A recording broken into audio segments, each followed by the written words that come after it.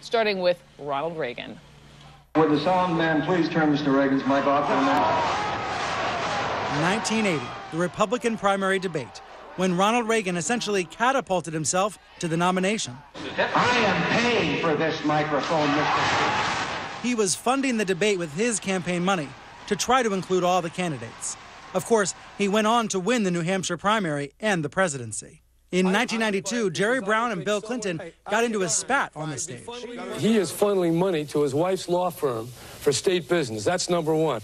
I don't care what you say about me, but you ought to be ashamed of yourself for jumping on my wife. You're not worth being on the same platform as my wife. I'll tell you something, Mr. Clinton. Now, don't try to escape it. George W. Bush and John McCain argued about negative ads in a 2000 CNN debate. This is an attack piece. That is not by my campaign. What says paid for by John McCain? That is not by my campaign. And who can forget when Hillary Clinton was asked about her likability in 2008? What can you say to the voters of New Hampshire on this stage tonight who see your resume and like it, but are hesitating on the likability issue, where they seem to like Barack Obama more? Well, that hurts my feelings. I'm sorry, Senator.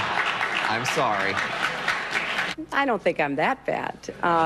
You're likable enough. Thank you so much. Former Texas Governor Rick Perry would surely like to have this moment back from 2012. It's 3 agencies of government when I get there that are gone.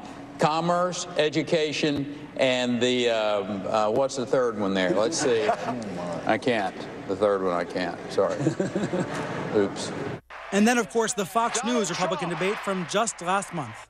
New Jersey Governor Chris Christie argued with Senator Rand Paul over the government's mass collection of personal communications. When you're sitting in a subcommittee just blowing hot air about this, you can say things like that. I don't trust President Obama with our records. I know you gave him a big hug, and if you want to give him a big hug again, go right ahead. And this moment needs no introduction. You've called women you don't like fat pigs, dogs, slobs, and disgusting animals. Your Twitter account... Only Rosie O'Donnell. No, it wasn't. What could happen Wednesday night? Brian Stelter joins me now. Listen, Donald Trump, he's in Dallas. I know he has he's going to be in Mark Cuban's Dallas Mavericks Arena tonight with thousands of people. In the meantime, Mark Cuban himself has apparently taken notice of Trump's success. What is he now saying?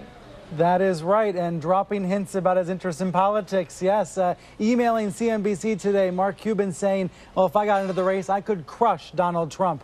Cuban says he gets people saying every day to him that he should run for president, and he's, hinting that maybe he's mulling the idea now. Last year he said, heck no, when he was asked about a run for office. So maybe this is a change from Mark Cuban. It just goes to show, Brooke, this celebrity moment that we're seeing in politics.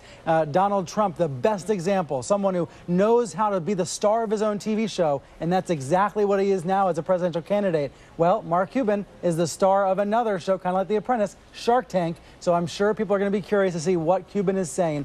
Listen, do I believe he's going to run for president? No, but it's a very interesting idea, isn't it? Brian Stelter, thank you, my friend, in New York. Thanks. Still ahead,